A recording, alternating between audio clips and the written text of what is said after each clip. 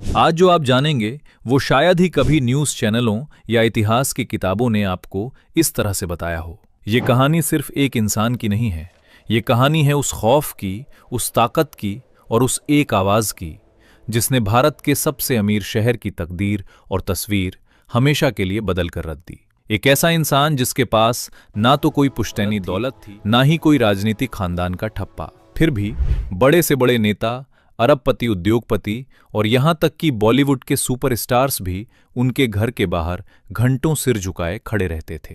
लेकिन ये सब आखिर हुआ कैसे?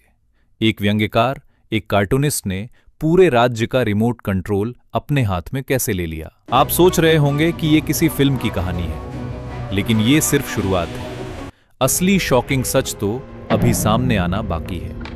जरा सोचिए, अपनी आंखें बंद कीजिए और खुद को 1960 के दशक के बंबई में महसूस कीजिए। उस वक्त उसे मुंबई नहीं, बॉम्बे या बंबई कहा जाता था। सपनों का शहर, मीलों की चिमनियों से निकलता धुआं और लोकल ट्रेनों की खटखट। मान लीजिए आपका नाम सखाराम है। सखाराम एक आम मराठी इंसान है जो हर सुबह अपनी चौल से निकलकर मिल में पसीना बहाने जाता है।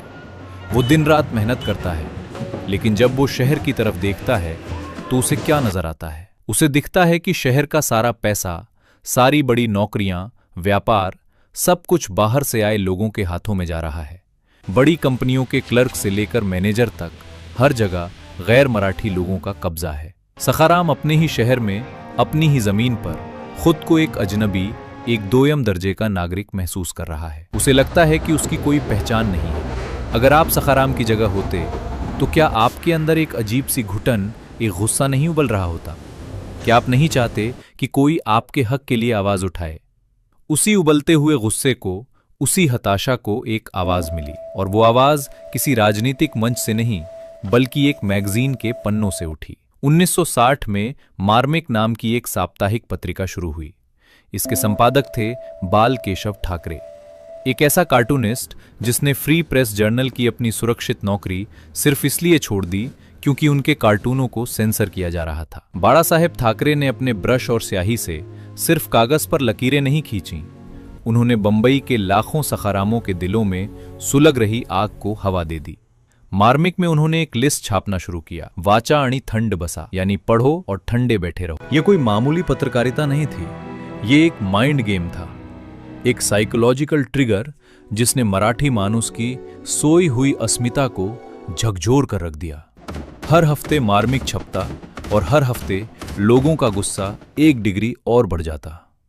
क्या आपको लगता है कि सिर्फ एक मैगजीन, सिर्फ कुछ पन्नों पर छपे कार्टून से कोई इतना बड़ा साम्राज्य खड़ा कर सकता है? क्या सिर्फ लेख लिखकर कोई बंबई जैसे शहर पर राज कर सकता है? नहीं, असली खेल, असली मास्टर स्ट्रोक तो कुछ और ही था। 19 जून 1966, यही वो दिन था जब कागज की वो आग सड़कों पर उतर आई। शिवसेना का जन्म हुआ।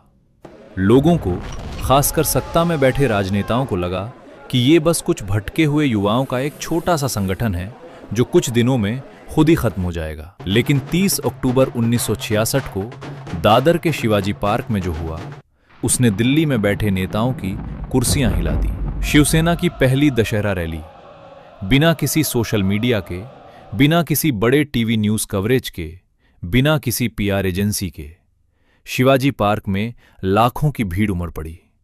क्या आप अंदाजा लगा सकते हैं कि उस दिन बाड़ा साहेब ठाकरे ने उस मंच से ऐसा क्या कहा होगा जिसने उन लाखों युवाओं की रगों में खून की जगह आग दौड़ा दी?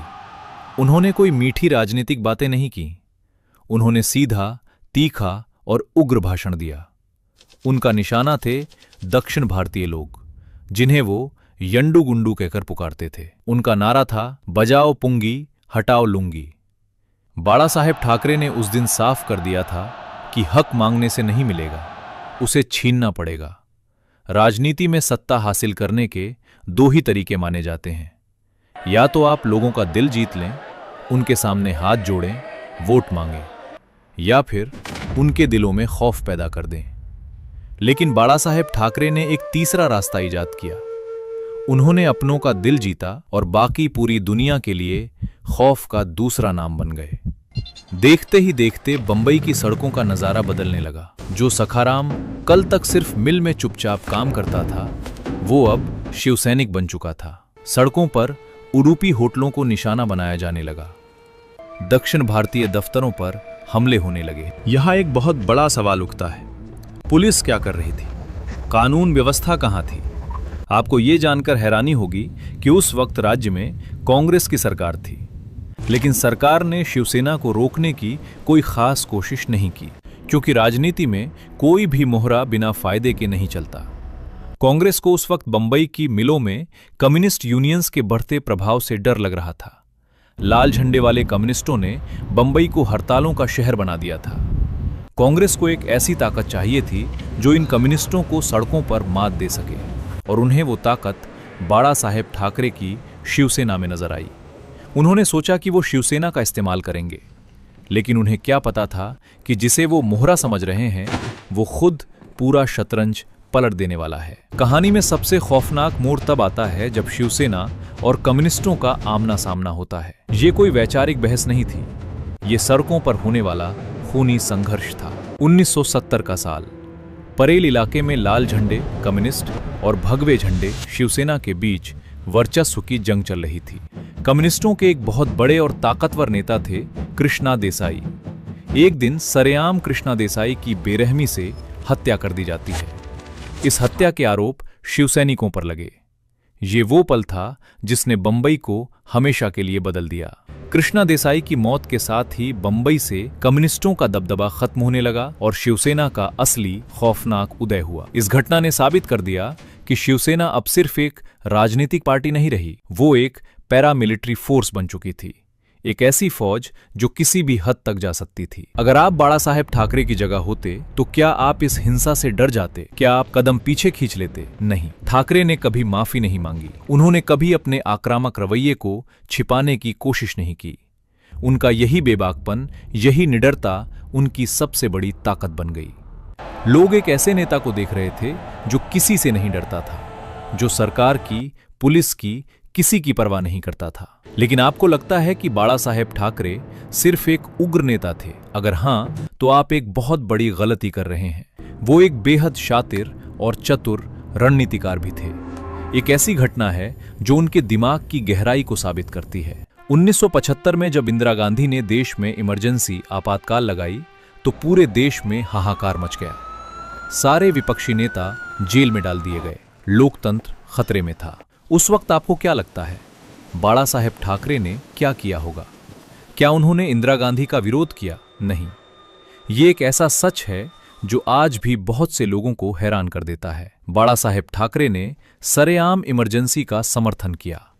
उन्होंने कहा कि देश को अनुशासन की जरूरत है।